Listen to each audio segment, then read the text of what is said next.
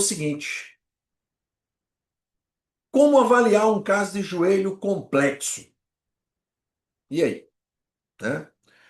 Chega lá para você um joelhinho fácil de se resolver. Vou mostrar para vocês o que fazer, né? Existem várias abordagens para quem é ortopedista e para quem não é ortopedista, né? Vai que chega um caso desse para vocês e vocês fiquem aí sem saber o que fazer, o que relatar, né? O que avaliar, como descrever, né? A minha prática clínica como ortopedista, os pacientes vêm para mim e para a gente resolver, né? Então a gente tenta ao máximo de informações junto com a parte clínica e tentar sempre a melhor abordagem terapêutica. Para quem não me conhece ainda, muito prazer, Luiz Felipe Lisboa, médico ortopedista, professor de ultrassonografia musculoesquelética e diretor aqui da minha clínica US Rio e dos cursos Expert, da minha empresa de cursos, que faz parte dos meus programas digitais. Bem, vamos lá. Gente, e se chegasse para vocês um casinho desse? Fácil. E aí? Erlan, fala para mim, o que é que tu faria? Doutor, resolve a minha vida. Hã? O que é que vocês fariam nesse caso aí, gente? Chegar um casinho desse para vocês, fácil, facinho, facinho, facinho, do dia a dia. Gente, antes de avaliar o joelho, né, a gente tem que ver que esse paciente é um paciente sofrido, né? Um paciente que tem uma sarcopenia importante, né? Um paciente que tem um grau de insuficiência venosa crônica, né? Paciente que tem uma cicatriz aqui, ó, de coxa importante, alguma sequela traumática, de fato foi. E o mais importante, né, de quando a gente vai tratar, né, um paciente, uma das principais complicações do ponto de vista de tratamento conservador é a deformidade angular, né? Isso aqui, gente, é caso de prótese, ok? Dentro da ortopedia, pode ter o tratamento mais moderno do mundo em terapias regenerativas. Não existe nada que substitua uma boa cirurgia de prótese, ok? A gente tem que ter um bom senso, tem que saber quantificar, qualificar, e uma das contraindicações, eu não diria absoluta, porque existe casos como esse, onde a paciente ela tem uma contraindicação de cirurgia pela idade, pela família e pelas patologias, comorbidades intrínsecas dela. Então, é um caso que a gente não pode falar que é contraindicação absoluta, porque não é. Mas é um tratamento com indicação de prótese absoluta? Sim, tá? Então, do ponto de vista de ultrassom, e agora? Né? O que que a gente vai fazer com esse paciente? Como é que eu vou fazer esse exame, gente? O que que eu vou ver nesse exame? Né? Vou pedir um raio-x? Vou pedir uma tomografia? Vou pedir uma ressonância para esse paciente? Paciente de 85 anos, chegou para você, o que que você vai fazer? Né? Um raio-x, será que vai resolver? Vai mudar o teu prognóstico? Uma tomografia mudaria o seu prognóstico? Uma ressonância nuclear mudaria o seu prognóstico? E aí? O que vocês acham? Não, né? Independente do raio-x, independente da tomografia ou ressonância, clinicamente a gente já consegue ver uma deformidade angular grave, né? Um varo importante e uma sarcopenia, sinais de artrose, né? Uma dor, insuficiência renal, insuficiência vascular crônica, sinal da bota, né? Aquela imagem escura ali, ó, do terço médio da perna para baixo. Então, um paciente sofrido, um paciente com um grau de uma gonartrose severa. né? Em especial do lado esquerdo, com essa deformidade angular em varo, um varo bem acentuado. Vai encaminhar para o inimigo? E aí? Não, minha filha, vá pro doutor fulano, X ou Y. Gente, não, né? A gente abraça esse paciente e o mais importante, durante a avaliação de um paciente desse, é o seguinte: cada dia que passa, eu me preparo mais conversando com o paciente do ponto de vista de expectativa, tá? Do que do procedimento. Por que expectativa? Porque muitas das vezes o paciente vem para a gente, às vezes por indicação, ou porque viu o nosso marketing, e ele vem para a gente com uma perspectiva de tratamento de cura. E, cara, sinceramente, um caso desse não tem cura. A doença osteoartrite é uma doença crônica, progressiva, evolutiva, né? E que não tem cura, né? Assim como o diabetes, assim como a pressão alta, assim como outras patologias, elas têm um tratamento, muitas das vezes um tratamento que leva a vida toda, né? E existe uma manutenção, assim como a osteoartrite. Então, essa paciente, apesar da gente estar vendo só as pernas, a gente tem que tratar esse paciente como um todo. Aí eu te pergunto, como é que eu vou tratar de um paciente de 85 anos como um todo? Como é que eu vou instituir uma nutrição? Como é que eu vou fazer o preparo de solo desse paciente? Como é que eu vou instituir regras para esse paciente? É muito complexo. Muitas das vezes a paciente vem com aquele dinheiro limitado, às vezes para consulta, às vezes para um procedimento, e acha que uma infiltração, né, muitas das vezes eles leem que uma infiltração com ácido hialurônico vai resolver a vida. E não é isso que acontece, a gente sabe disso. Então, isso do ponto de vista ortopédico, tá? Do ponto de vista ortopédico, eu acho que uma radiografia não agrega nenhum valor do ponto de vista clínico, prognóstico, tomografia muito menos. Obviamente, estou falando de tratamento conservador. De tratamento cirúrgico, sim, para fazer uma programação cirúrgica, para entender, né, toda uma programação cirúrgica. Mas, para um tratamento conservador, o ultrassom já é suficientemente compatível para a gente avaliar, entender algumas coisas, né? Guiar o nosso procedimento. E, gente, independente de eu fazer um exame de ultrassom ou qualquer outro exame, vocês concordam que o que a gente vai ver, a gente já sabe o que a gente vai ver? Vocês concordam? Que vai ter tudo aquilo que um joelho com osteoartrite severa vai ter, né? Então, já cantando a pedra, pode ter um derrame articular, pode ter osteófitos de borda, abaulamento do ligamento colateral medial, lesão meniscal, extrusão do menisco, tendinopatias variadas, né? Pode ter várias situações. Então, é mais ou menos isso que a gente já entra nesses exames sabendo que vai ter ali alguma coisa, tá? Então, do ponto de vista de exame, cara, não vai mudar muito, tá? E, obviamente, orientar esse paciente a procurar um cirurgião vascular, procurar uma nutricionista, porque se ela nos procurou, independente do que ela venha fazendo ou não, é nosso dever como médico ver o paciente como um todo e não somente o joelho dela. Então é importante a gente orientar um vascular, né, orientar para a família, orientar uma parte nutricional, suplementação, né, fazer com que melhore essa sarcopenia, melhorar algum grau de nutrição, melhorar essa vascularização periférica, para que a gente possa ter resultados não somente do joelho, mas como um todo, da forma geral dessa paciente. Aqui uma visão de frente, aqui uma visão de costas, né? A gente viu uma deformidade varo muito acentuada, o joelho direito não está, mas também tem patologias inerentes à artrose. Veja aqui, ó, um grau de insuficiência venosa, umas varizes esparsas superficiais, né?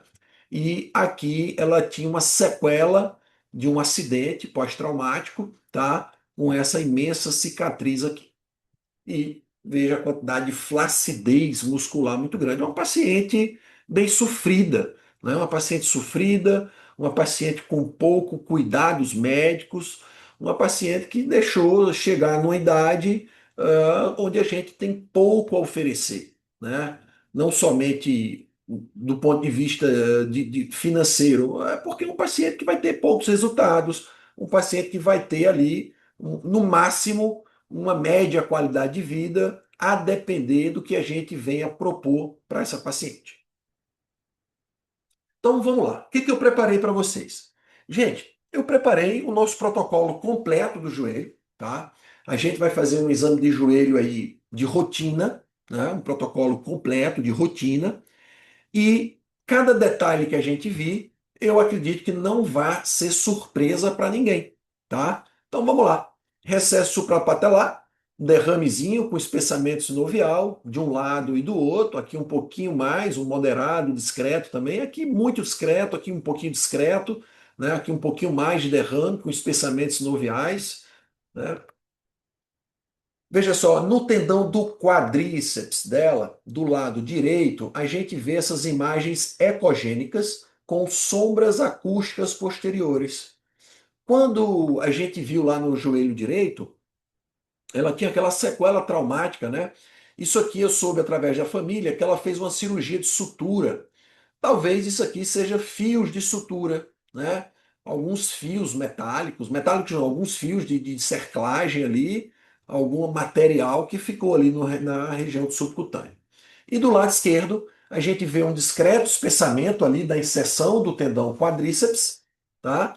E vê também uma presença de entesófito, assim como do lado direito tem um entesófito no polo superior da patela, do lado esquerdo também tem no polo superior da patela um entesófito. Então, aqui uma tendinoentesopatia, aqui uma presença de entesófito na inserção do tendão quadríceps e aqui a presença de três imagens ecogênicas com reforço acústico posterior, provavelmente de algum material de síntese, né, que ela fez.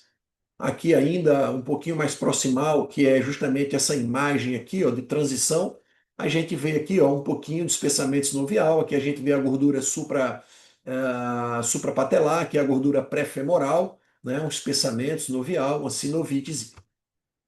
Bem, quando a gente vai para as trócleas patelofemoral, né, femoral em especial, a gente vê ó, uma importante redução da cartilagem. Aqui a gente já vê uma irregularidade óssea, exposição óssea, ou seja, aqui não tem mais cartilagem, aqui já é uma lesão subcondral, tá?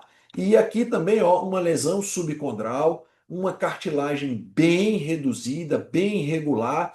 Uma característica muito grande quando a gente está avaliando a cartilagem dos pacientes, viu, pessoal?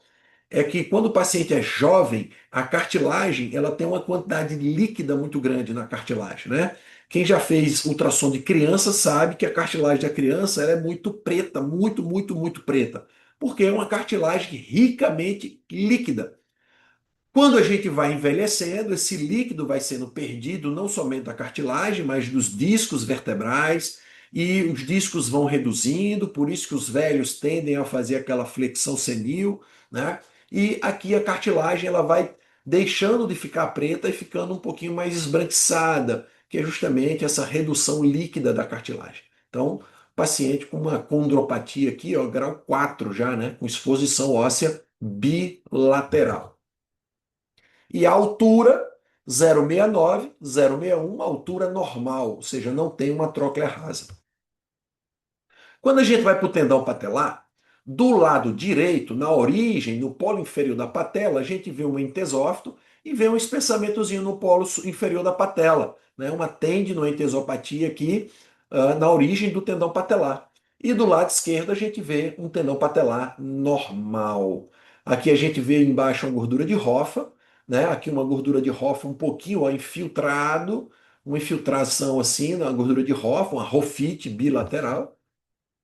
Quando a gente vai para a inserção do tendão patelar, no lado direito, ó, a gente vê uma microrruptura de permeio próximo à região de inserção do tendão patelar. A gente vê que a bucha infrapatelar profunda está normal, porém, do lado direito tem uma ruptura de permeio com 0,41 centímetros, né? Então, do lado direito, ela tem essa microrrupturazinha do tendão patelar próximo a tuberosidade anterior da tíbia.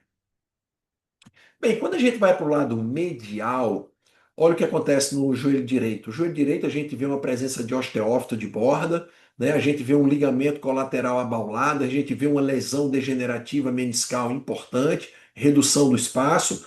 Do lado esquerdo, gente, a gente nem consegue ver bem isso, né? Por que do lado esquerdo está assim? Porque do lado esquerdo, lembra que o joelho esquerdo ele tem aquele varo importante? Então, isso aqui, gente, é justamente essa sobreposição de imagem, um ligamento abaulado, ou seja, osteófitos de borda, um joelho bem deteriorado, né, com bastante redução do espaço, uma osteoartrite severa, com redução do espaço, osteófito de borda, lesão do menisco colateral, corno anterior do menisco medial bilateral, né, com certeza, e abaulamento do ligamento colateral medial pela presença desse osteófito de borda.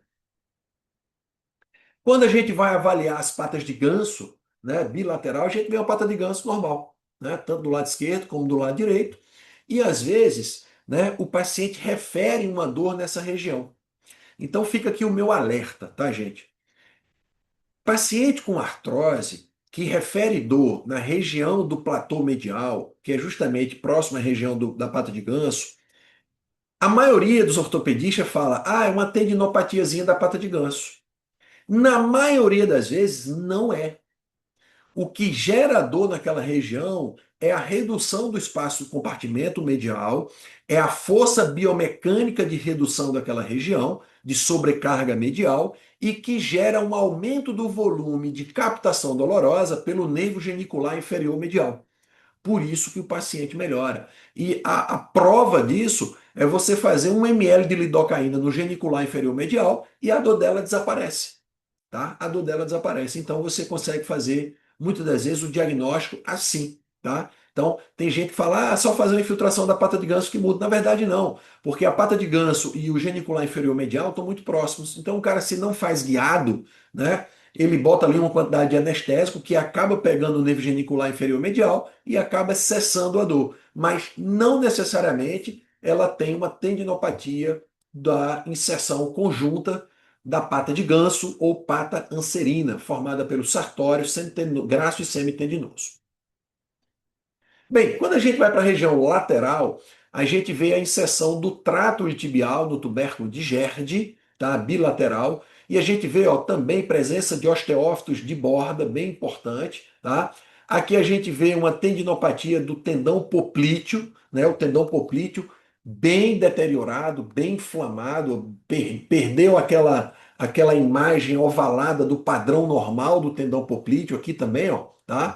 Então, além da osteoartrite, né, menos, digamos, menos severa do que o lado medial, mas também tem osteoartrite do compartimento lateral, redução do espaço, presença de osteófito de borda e também uma tendinopatia, ó, do tendão poplíteo. Gente, até agora eu falei alguma coisa do que a gente não iria encontrar? Não, né? Então, fica muito claro que esses casos se repetem no nosso dia a dia. Então, antes de vocês olharem ectoscopicamente o joelho e se assustarem, não se assustem. Façam ali o que tem que fazer e saibam das principais patologias da gonartrose, né? O que você vai avaliar. E de tudo isso que eu falei, o que que muda a nível de prognóstico? Nada, né? Não vai mudar nada. Gente, não vai mudar nada, tá? Porque essas patologias todas são reflexo da biomecânica alterada, da patologia crônica, da doença degenerativa, progressiva, que vai tracionando, que vai mudando a biomecânica articular e que vai mudando todas as estruturas e tracionando e piorando cada estrutura, desenvolvendo as patologias. Olha que interessante. Do lado esquerdo, quando eu fui avaliar melhor lá o lado esquerdo, aquela da angulação, né, do varo, eu percebi essa imagem ecogênica. Durante uma outra avaliação, eu percebi que essa imagem ecogênica fazia essa imagem de reverberação. Gente, o que é isso aqui? Qual é o material que reverbera? Metal. Então, isso aqui é uma estrutura metálica. A gente vê, ó, um ponto metálico. Um ponto metálico.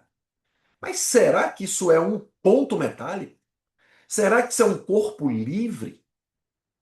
Será que tem um corpo livre intraarticular? E aí? Existe uma regra na ortopedia. Diga-se passagem, essa regra também vai para ultrassom. Sempre, sempre, é raro a gente falar na ortopedia sempre, né? É complexo você falar sempre na medicina, né? Sempre, nunca sempre, né? Mas eu acho que nesses casos, sim. Sempre na radiografia que você vai fazer de um paciente ortopédico, são solicitadas pelo menos duas imagens, uma AP e uma perfil. Por quê? Porque às vezes o AP engana e o perfil ajuda. Às vezes o perfil não vê e o AP vê, e assim sucessivamente. Então a gente precisa ter uma imagem bidimensional. E na ultrassonografia, gente, quando a gente relata o nosso laudo, a gente relata também que é um estudo bidimensional. Por quê? Nós vemos no longitudinal e no transversal. E no transversal, olha o que eu vi, uma imagem metálica, justa óssea, e que não mexia durante a avaliação dinâmica no cone lateral. Para quem é ortopedista das antigas, doutor Erlan sabe, possivelmente, Erlan, eu pensei num grampo de Blount. Né? Na época que ela operou isso, em 1810, 1910, sei lá atrás, quando ela fez cirurgia, ou quando ela precisou fazer alguma coisa, eu pensei que o cara pegou lá um grampo de Blount e botou aí. Não sei qual. A família pouco sabia falar muito, não sabia falar, passar detalhes, mas foi o que eu imaginei, né?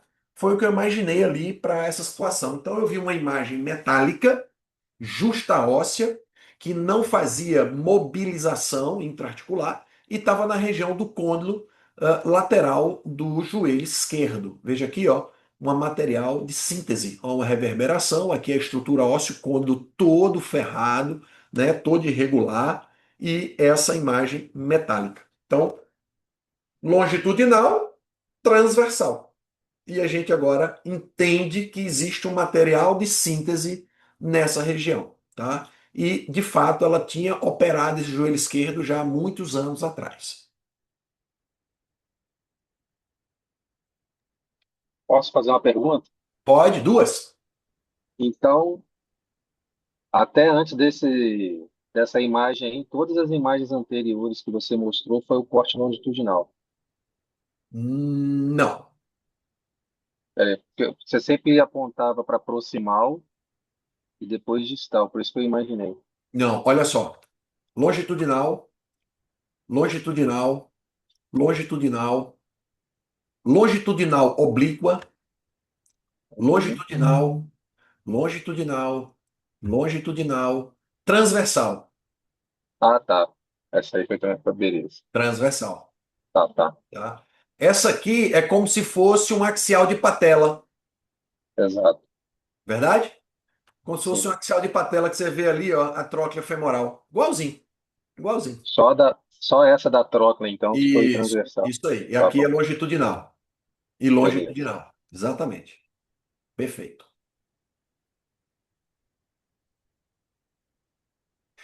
Por que essas imagens são longitudinais? Só para você entender. Por que eu não fiz transversal? Porque essas imagens que a gente faz ali, de fato, não há necessidade, nesses casos, de fazer o transversal. Ok? Porém, se houvesse uma dúvida, se houvesse uma interrogação, eu poderia usar o transversal para agregar valor, para ver uma mensuração de uma área de secção de uma lesão. Poderia ter feito aquela lesão longitudinal transversal para ver aonde que estava aquela lesão, se estaria mais medial, lateral, poderia, mas não ia agregar valor.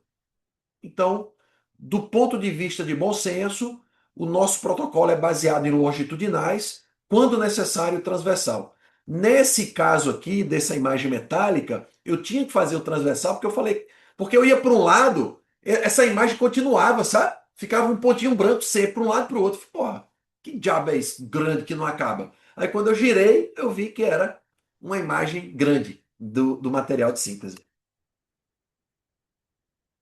Aqui um vídeo, ó, olha lá, indo para proximal, indo mais para distal, olha lá. Não parece? Não parece um Blount? Olha lá, olha lá. Vou botar aqui de novo. Lembra, né? Lembra, é difícil falar se é ou não é. Não acredito que seja uma placa, cara. Não tem espessura de placa. Ó, é muito fininho. Olha lá. Parece um grampo mesmo. Entendeu? Enfim. Bem, bem, depois que a gente sai da região anterior, lateral, medial, a gente vai para a região posterior. E na região posterior, a gente vem ali direto para ver o tendão, para ver a manobra compressiva dos vasos poplíteos, tá? E também ver naquela junção do semimembranoso com o gasquinê medial para ver se tem cisto de Baker. Aqui a gente vê a parte de cartilagem do côndilo posterior, medial.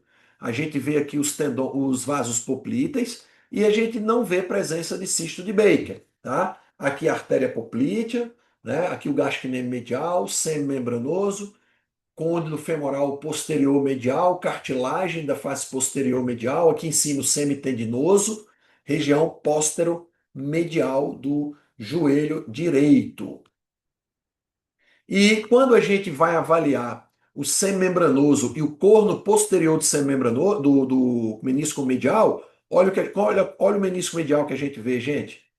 Será que esse danado está lesionado ou não? Olha só, todo irregular, todo degenerado, né? Uma alteração degenerativa própria da redução do espaço, da artrose, né? Da falta de espaço medial, uma lesão complexa do corno posterior do menisco medial, assim como uma lesão também do corno anterior. Então, alterações do menisco medial de uma forma geral, tá? E o semimembranoso, a gente vê aqui, ó, um discreto espessamentozinho do sêmen membranoso aqui, ó, uma tendinopatiazinha discreta ali do sêmen membranoso. Então, ó, côno posterior do menisco medial, sêmen membranoso espessado em sua inserção. Aqui eu fiz uma imagem panorâmica da região posteromedial do joelho, para mostrar aqui, ó, o grau de infiltrado pela doença crônica vascular. Ó. Ou seja, então ela tem um subcutâneo, ó, cheio de líquido. Então, um edema de perna muito grande. Né? Ela tinha um edema muito grande, uma redução de espaço absurda, tá? E todo o tecido subcutâneo infiltrado. Ó. Tudo infiltrado. Tá? Aqui o gasquineme medial dela, que é a parte mais profunda da perna. Tá bom? Então, um joelho com infiltrado muito grande, né? Uma doença vascular crônica aí que precisa ser tratado também, precisa ser orientada, precisa passar pelo cirurgião vascular para fazer medicação, para tratar, para melhorar a circulação, melhorar nutrientes, melhorar a demanda de oxigênio de extremidade, tudo isso vai melhorar, vai compensar um pouco mais essa paciente. Aqui o semimembranoso do lado contralateral, normal. E ó, do lado esquerdo, quando rastreando o corno posterior do menisco medial, eu vi essa imagem, ó, cística, que é nada mais é do que um cisto parameniscal medial, ó, posteromedial. Então, isso aqui é o que a gente chama de cisto parameniscal medial. Qual a causa de cisto parameniscal num idoso desse? Lesão de menisco. O líquido sai pelo menisco, extravasa para a região extraarticular, o corpo vai lá, capsula e faz um cisto parameniscal nessa região. Tá? Então, isso aqui é um sinal direto de uma lesão meniscal. Muito comum também em pacientes que fazem pós-operatório de artroscopia. Pacientes que fazem artroscopia, eventualmente, evolui com cistos parameniscais devido à ruptura da cápsula para colocar o artroscópio. E às vezes fazem cistos, não somente na gordura de Hoffa, né, cistos por lesão do ligamento intermeniscal anterior, fazem cistos ali naquela região de gordura de Hoffa mais profundo, e fazem também cistos em suas regiões onde entrou o artroscópio, geralmente na região medial. Corno posterior do menisco medial também, ó, totalmente degenerado, com presença do cisto parameniscal. Aqui, mais uma vez, a região posterior. E aqui, ó, eu estou vendo o ligamento colateral lateral. A gente vê um ligamento colateral lateral espessadinho aqui, ó. Obviamente que ela está espessada por quê? Pela artrose, pelo grau discreto no joelho direito de deformidade, tá? E no bíceps, um bíceps inserindo na cabeça da fíbula sem nenhuma alteração. Mas a gente vê, ó, quase uma ausência aqui de menisco, ou seja, alterações do menisco lateral também. Alterações do menisco lateral também, tá? Tanto do medial como do lateral. E aqui é na região posterolateral, né, posterolateral do joelho, onde a gente faz a avaliação longitudinal tanto do ligamento colateral lateral como do bíceps em sua inserção na cabeça da fíbula. Lembrando que o ligamento colateral lateral, tá, ele é um pouco mais anterior, e quando a gente coloca o transitor um pouquinho mais para posterior, a gente vê o bíceps inserindo na cabeça da fíbula. Quando a gente vai para o ligamento colateral medial esquerdo, a gente vê sim um espessamento do ligamento colateral medial muito maior. Por quê, gente?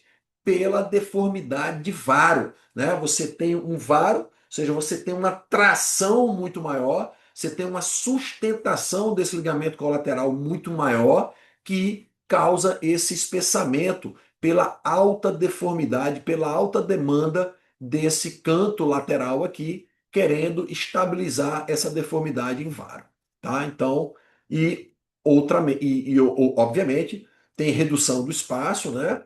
E também tem osteófito de borda e alterações do menisco. E aqui eu botei minha siglazinha, né? Que é justamente para enfatizar. MM e ML bilate. O que significa isso? Menisco medial e menisco lateral bilateral, ou seja, lesão de ambos meniscos bilateralmente, tá bom? E aqui, ó, o grau de artrose, isso aqui é deformidade artrósica dos osteófitos de borda. Então, veja só, um caso que aparentemente é complexo, tá? É mais complexo do ponto de vista de ectoscopia do que de exame. Por quê? Porque depois que vocês virem esse exame que eu mostrei hoje, pode ter certeza que não vai existir nada mais complexo do que isso. Nada.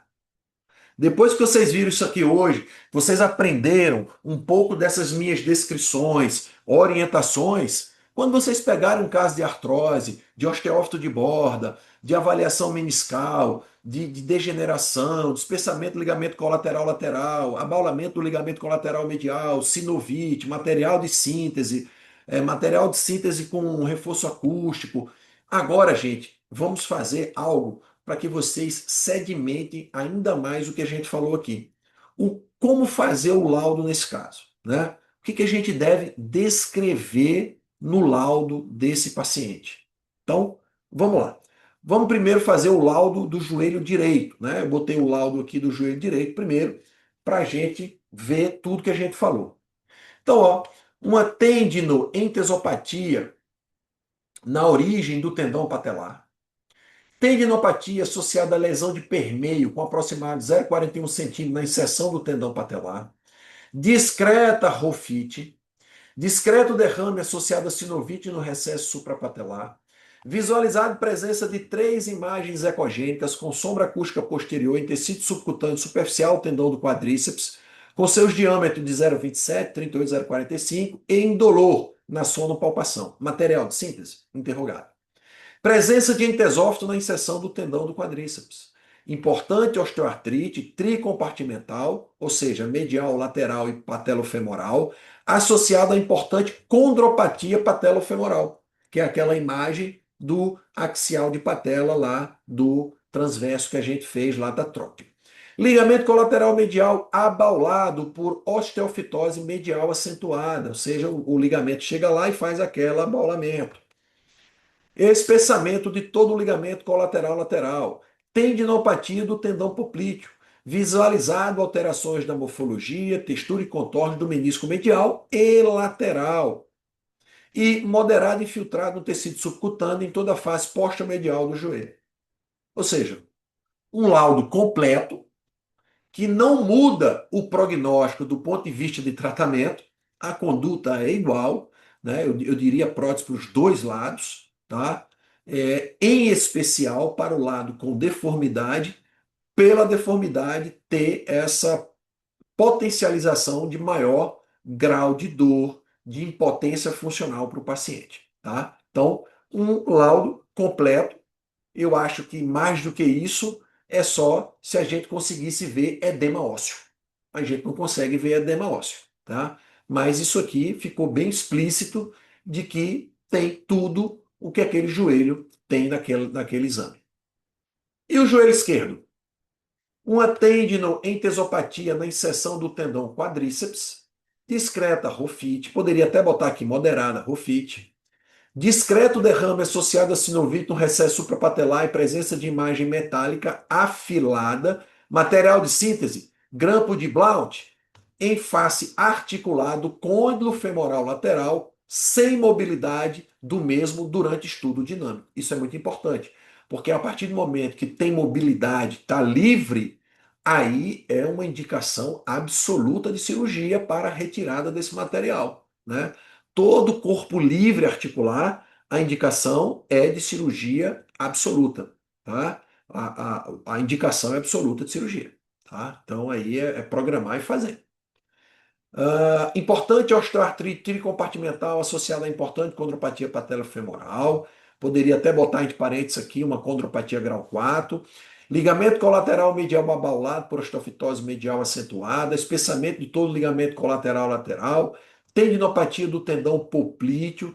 Visualizada alterações da morfologia, textura e contorno do menisco medial e lateral. Presença de cisto parameniscal em topografia posterior-medial de joelho com 1,91 centímetro de maior diâmetro. Ou seja, um laudo também altamente complexo, altamente completo para aquela patologia do joelho esquerdo, tá? O que eu quero dizer? Gente, independente, né, do que fazer ou do que você vai relatar ou não, cara, faça sempre um exame completo. Você vai conseguir visualizar e ver tudo isso que eu falei com o protocolo que eu tenho lá no curso. Eu tenho esse protocolo que eu fiz é o protocolo que eu uso todo dia. Não mudei nada. Agora, óbvio, as imagens de um exame normal, né, são mais fáceis a tomada. Quando você vai para um caso desse, fica mais difícil. Mas se chega um paciente desse, você vai lá, faz um raio-x, olha a artrose, olha tudo. Se você não tiver, digamos, parâmetro de tratamento para o que você vai fazer e só fizer um bloqueio, uma infiltração articular, muito provável que essa paciente não vai evoluir tão bem, né? Então, o que, que a gente imaginou fazer nesse joelho, né? Além de uma infiltração articular, uma hidrodissecção do colateral medial, bloqueios seriados dos geniculares e assim sucessivamente, né? E não vender cura, né? Mas vender um tratamento onde a gente vai tentar, contudo, que ela tenha algum grau de qualidade de vida, tá? Foi isso que eu conversei com a família topou e essa paciente então, a gente começou a fazer então um tratamento, né? O que fazer nesse caso, né? Depois de todo o relatório, a família, Felipe, e aí, o que, que você acha? Fiz, ó, eu acho que é prótese.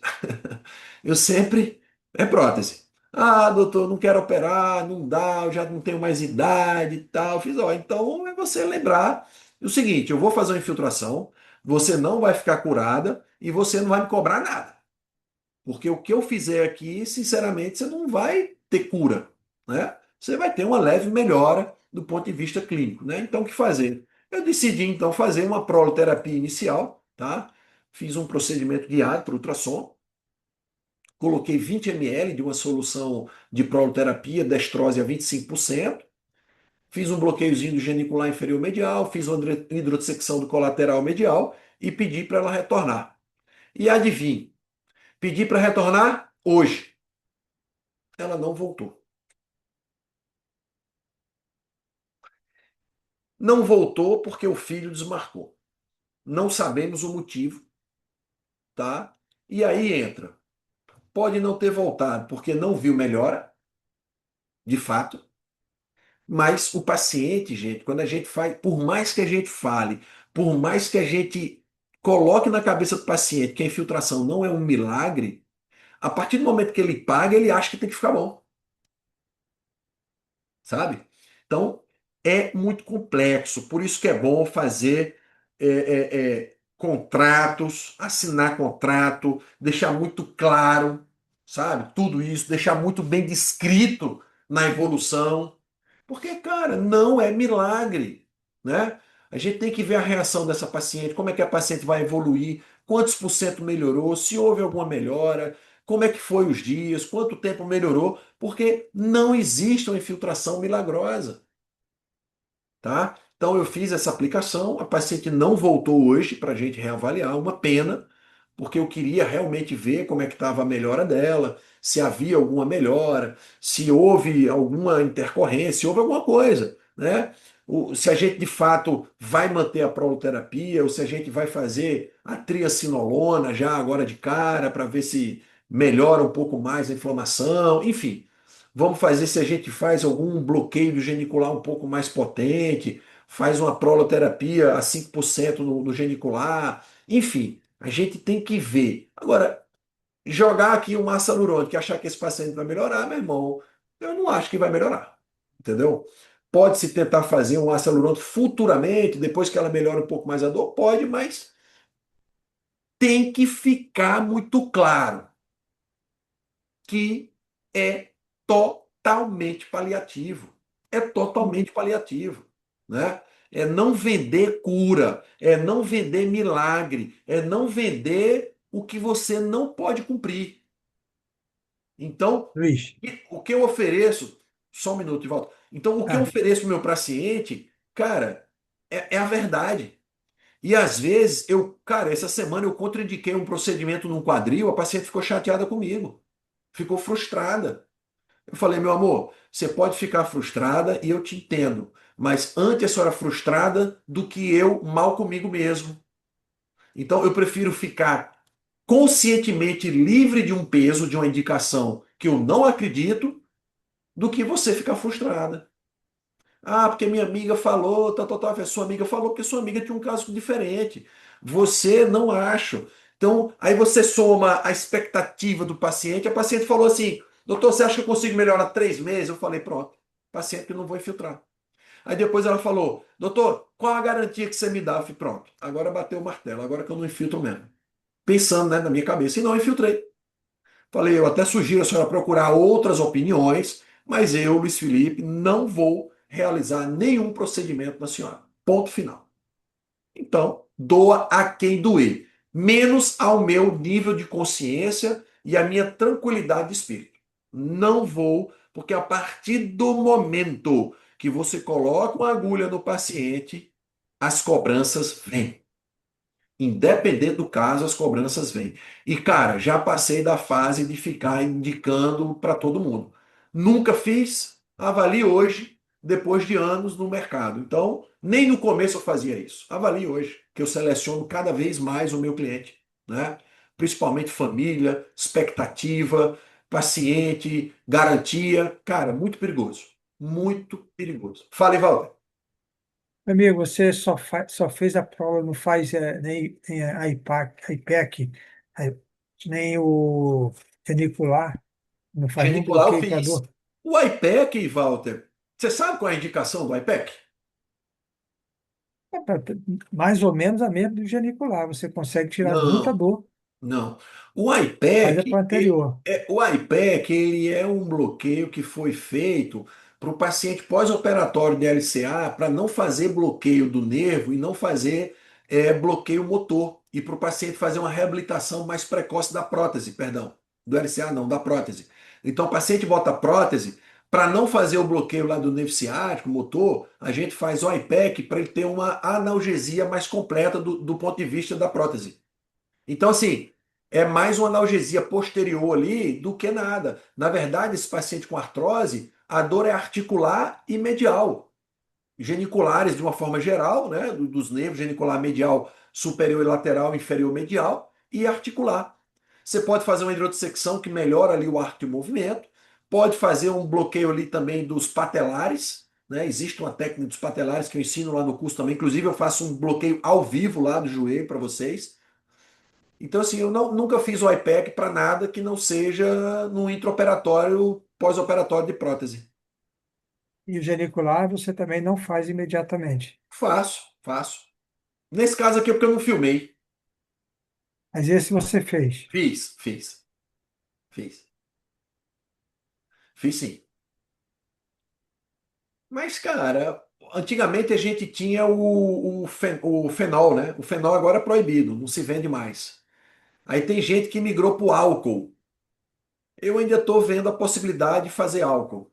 Vou ver. Fazer um álcool aí para ver se vale a pena, diluição. Vou. Eu ainda não parei para pensar nisso, não. Entendeu? A Neuroprolo, ele funciona bem. Funciona. Funciona. O negócio é parar para comprar, tal. Às vezes eu, cara, às vezes quando o paciente responde muito bem num bloqueio genicular no consultório, eu já chamo uma equipe que eu tenho de dor, que é o Rafael Campos, um grande amigo, e já levo para o centro cirúrgico, a gente já faz uma radiofrequência, entendeu? Quando a família não tem condições mesmo, aí sim a gente pensa em outra coisa. Antigamente eu fazia o fenol, hoje em dia eu venho fazendo proloterapia 5%. A destrose 5%. É bem boa também. Bem boa também. Muito boa. Responde muito bem. Então, gente, algumas dicas para levar para casa, né? Sempre fazer o protocolo completo. Protocolo completo. Não é pela metade. Protocolo completo. Quando eu falo protocolo completo, é para qualquer articulação. Por quê? Quando você começa fazendo um joelho bonitinho, vamos supor que o Erlan pega um paciente atleta, um paciente de 45 anos, vai lá, faz o exame do joelho, você vai ver que vai ser um joelho bem tranquilo de fazer, vai ver o tendão do quadríceps, vai ver lá o tendão patelar, tal. Você vai começar a habituar-se a ver o joelho da forma ultrassonográfica, vai ser legal, tá? Mas quando você for pegar casos de artrose com deformidade, você vai ver que as imagens que você vai posicionar são iguais, só que a imagem é diferente, porque vai ter uma alteração. Quais alterações você vão ter diante? Tudo isso que eu falei. Tudo isso que eu falei. Tá? Comparar quando necessário. Esse exame, por acaso, foi um exame bilateral, tá? Mas comparar sempre que necessário. Se você não tiver habitual ainda com a imagem, vale a pena fazer do outro lado para ver a diferença, né? Às vezes você pega ali uma mudança de ecogenicidade, você vê ali alguma coisinha que te ajuda, tá? Principalmente em casos mais complexos e revisar no final os casos com dúvidas. Como assim? Fez o exame, aquela imagem lá do Blount, por exemplo. Eu fiz as imagens tal, e continuei meu exame, continuei o protocolo. No final, eu voltei lá e fiz uma série de exames longitudinal, transversal, avaliação dinâmica, né? Pensei ali, fiz um vídeo ali para depois entender e tal. Fui melhorando ali os processos de avaliação, sabe? Mas de uma forma geral, eu faço isso no final, para não comprometer o raciocínio do protocolo diante do meu procedimento, durante o meu protocolo. Por quê? Porque às vezes você fica tão focado ali em alguma coisa que te chamou a atenção que você esquece, cara, o próximo passo. Você deixa de avaliar outra coisa, você passa despercebido. Então, não é legal parar ali e perder muito tempo. Faz o exame completo, bota ali uma observação em algum ponto que você viu e segue o barco. No final, volta lá, compara com outro lado para pegar mais detalhes. Tá bom? É isso que eu faria, é isso que eu faço sempre que eu pego um caso complexo. Ok? Gente, gostaram desse casinho bacana? Consegui tirar o medo de vocês para o dia a dia? Consegui mostrar para vocês que não é, às vezes, um bicho de sete cabeças de uma imagem, de um exame físico que vai te travar no ultrassom? Porque, eventualmente, as patologias se repetem de um ponto de vista geral, sabe? Então, se eu pegar outro joelho desse amanhã, você acha que eu vou ver parecido? Claro, sabe? Então, legal. Isso mostra que nem sempre um caso de deformidade grande daquele vai ser um exame absurdamente complexo, não. Olhou, está espessado? Está espessado.